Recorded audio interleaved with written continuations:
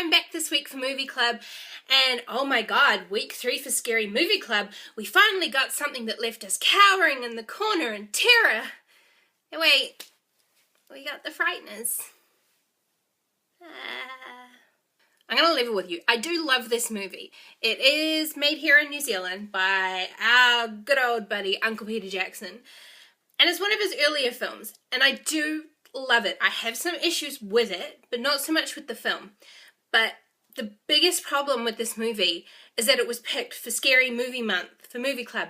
And it's not scary. This movie is like a black comedy more than anything else.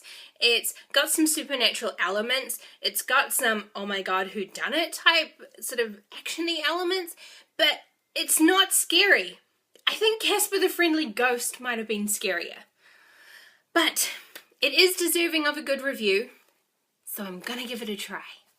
Here we go. The movie stars Michael J. Fox as Frank Bannister, who is a man who has the ability to see the dead.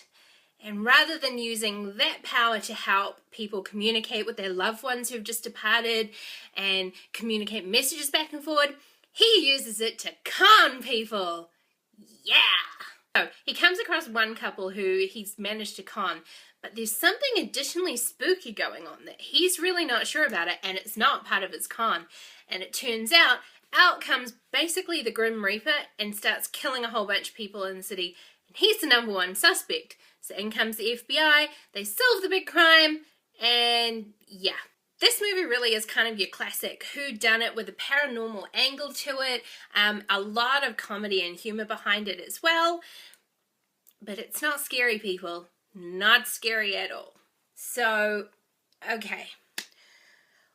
I think the easiest way for me to manage this one is gonna be a likes and gripes. So here we go. My likes for the movie. The digital animation work for this movie is freaking outstanding. Like the ghosts, the work that was done with the ghost was absolutely incredible. And this was the movie that actually made Weta Workshops go from basically only having one computer up to at least 25, and really helped sort of spawn the growth of the Weta digital empire that Peter Jackson is starting to build.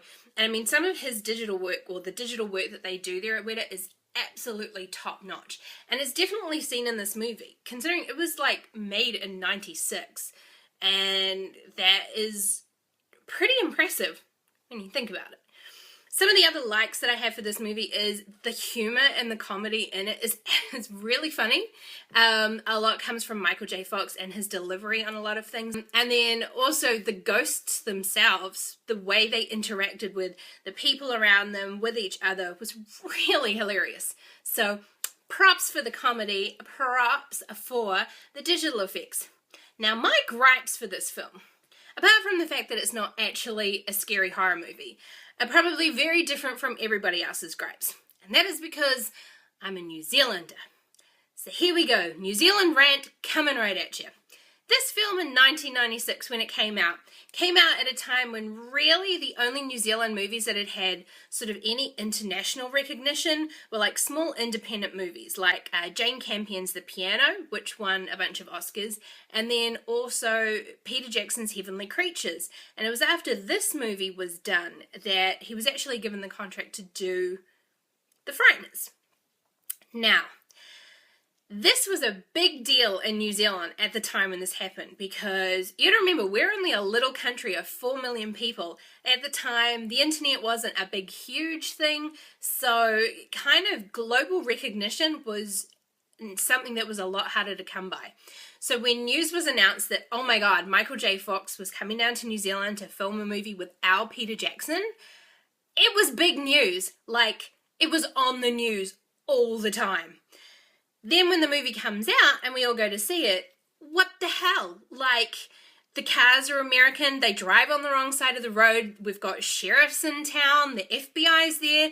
Oh my god, the scene with the douchebag fitness guy who's all like, dude, you like ran over my fence, I'll sue you. This is how that would actually go down if this was actually in New Zealand. Bro, you like smashed up my fence, man. Oh, cheer, cuz. Sorry, bro. Oh, should we write, bro? We don't sue people in New Zealand. So you can imagine kind of the ire from most New Zealanders when this movie finally came out and we went to go see it, and it was totally Americanized. Like, what the fuck? This was like our chance as like little dinky New Zealanders to be out there in a movie done by Universal and be all like, yay, look at New Zealand, we're still here, we're cool, go us. Thank God for Lord of the Rings. I kind of feel a bit ripped off this month, I've got to admit. I was really hoping for like some super freaky movies, like the type that make you cower in the corner, crap your knickers, and then go running home to your mama crying. But The Frighteners is a good movie. There is actually some really good little bits in it. Like if you look carefully, you can see Peter Jackson make a little cameo. And the thing I found really funny is that the t-shirt that he was wearing when he made his cameo basically had the appearance of the Grim Reaper like sort of on it, which is mostly what they focused on. And then it's really funny to think that the very next movie he did right after this was Lord of the Rings. And I mean, how similar did the creepy Grim Reaper death character look to the Ringwraiths? And those, my friends, scared the shit out of me. But yeah, this movie is a really good movie. It's just not a scary movie. It's a black comedy more than anything. I mean, I still give it 2 thumbs up for the fact that it's a great movie and the digital work is amazing, but I give it 2 thumbs down if we were judging solely on is it a scary movie criteria. So that's me this week. Hopefully I make it in for Movie Club. If not, still go over to the SourceFed Nerd channel and watch their Movie Club reviews. They are really good. The hosts are amazing. Check out their channel if you haven't yet, because you are totally missing out. And make sure to see if you can find all the other movie clubbers as well. Search for the hashtag that goes with this movie and see all the other people that, at least for this week, that submitted a movie club review, and subscribe to their channels as well. They're really great guys, and it's actually some of the best bit about the week is not just the end of the week review, but seeing what everyone else thinks throughout the week. So I love you, movie clubbers. Mwah! And I will see you guys all next week. Bye!